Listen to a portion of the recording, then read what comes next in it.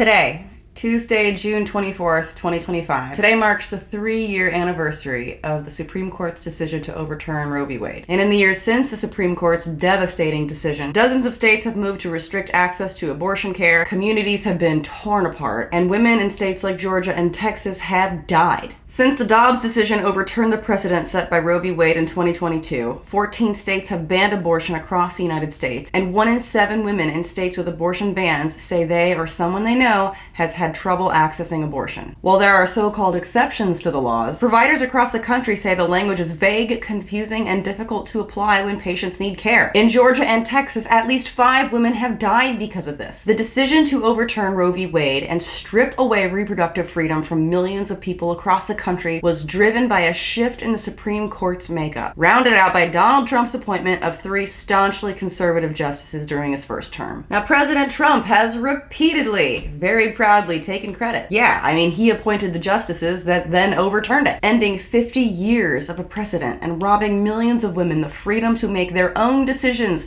about their families, their future, and their own lives. And now for a bit, just a bit of good in the world. Free and Just is a campaign to amplify the voices of people affected. They recently hosted a press conference for the anniversary of the Dobbs decision, and pretty soon here I'm going to include 2 interviews here from women who wanted to share a bit of what they're fighting for. I'm really impressed at how they've used storytelling to really showcase what's going on and how it's affecting real people. Their mission goes beyond election cycles. I mean, no matter who's in office, they're focused on fighting back against abortion bans, protecting and expanding reproductive freedom. I was given 2 interviews by women who attended, and I am so excited to share their voice. My name's Jocelyn Sanchez. I'm the Policy and Advocacy Manager for Deeds Not Words, and I am here to represent the young folks of Texas that want to affirm that reproductive justice and abortion are a right and should be given to all people, regardless of immigration status, regardless of gender, and regardless of whatever circumstances they might be in.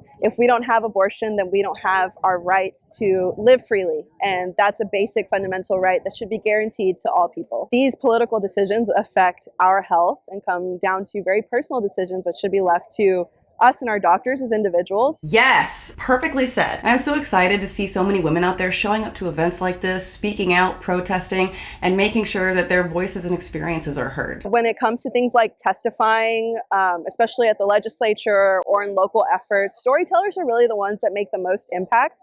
I feel like politicians can hear all the statistics in the world, but when you put a face to it, when you put a reality to it, it really makes the biggest difference. Everyone has a story, right? And everyone has a unique circumstance that is very impactful. And so I think that storytelling should just be the foundation that we move forward with and should be what politicians are truly listening to rather than political interests. Beautifully said. I love this. And honestly, like I do that too. I use my channel a lot with storytelling. That's like how I feel I can communicate the best. And honestly, in my experience, from the feedback I've received, that's when I am the most effective. People feel like they can relate to me, and that makes them feel seen. And in this case, maybe somebody will see them. Hi, my name is Jessica. I'm a mom here in Texas of 2 small children. I'm here today at the steps of the Capitol, coming up on the anniversary of the Dobbs decision. I was really shocked by what Congressman Leach presented. It was completely false. He called women who have abortions damaged. I mean, you know what? I shouldn't even be surprised. Politicians saying messed up things, especially towards women, about women's rights. Wildly insensitive, you know, that kind of a thing. Not new, therefore not surprising, but still depressing. For example, in 2010, Virginia Delegate Bob Marshall suggested that women who have abortions might face divine retribution. And what's their punishment? Having children that are disabled. What? God is good. He stated, and I quote, "The number of children who are born subsequent to a first abortion with handicaps has increased dramatically. Why? Because when you abort the firstborn of any, nature takes its vengeance on the subsequent children." Oh my God. Holy hell. You know what? Back to Jessica. I'm a married mother. I wanted a family. Unfortunately, many people experience miscarriages on their journey to becoming parents. It's a very, very common thing. It was common for me. I received the care that I needed, and I went on to have 2 healthy pregnancies and 2 very healthy, beautiful children. I wanted to be here as someone who has experienced pregnancy loss and who was given compassionate, comprehensive reproductive health care because other women weren't so lucky. And I've heard their stories today, and I've read about their stories. And it breaks my heart to think that that could have been me, that could have been my family situation, that could have been my children's situation, to not have me here today. I've had the same thought, if I'm being honest. Like, I'm getting older and I have 2 kids. What if I get pregnant again? What if we decide we want more kids? I get pregnant again and something goes wrong. That's a huge fear of mine. If I don't get the care that I need in that type of situation and something happens to me, like, I don't even want to go down that mental path. It's terrifying. It is so scary, and it's so sad that in America, or the land of the free, right, we have to have these types of fears that I wouldn't get the care, that I could leave my children without a mother because of politics? Really? Aren't you guys pro-life? Only when it's convenient? Okay, got it. I don't want to think about it, but you know what? Other people have had to think about it, and they will think about it every single day because they have lost someone. And even if you don't live in a conservative state like me, abortion bans affect you no matter where you are. From recent attacks to access to IVF treatment, to a potential ban on life-saving care for women in crisis, attacks on reproductive freedom have continued to escalate in the past 3 years. It keeps getting worse. Like right now, we have 5 confirmed deaths in Texas and Georgia. People around the country are enduring devastating loss, and there is no excuse by the trauma inflicted by the loss of these women. It's not theoretical. These are women with names, with families. You can look at their pictures, and you know what? Let's do that. Let's look at their pictures and let's listen to their stories. Amber Thurman and Candy Miller.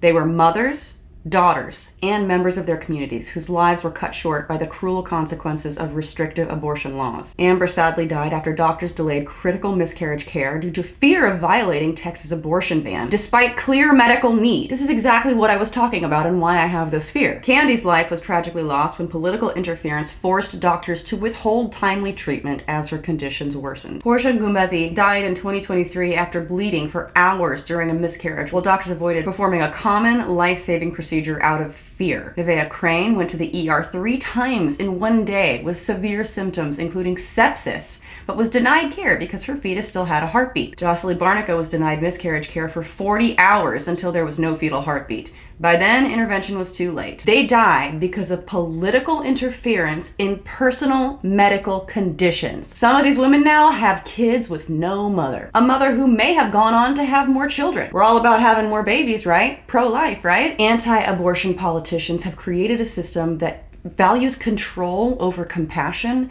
and ideology over life. And they have the nerve to claim the title of pro-life. What a fucking joke. And they also try to claim freedom.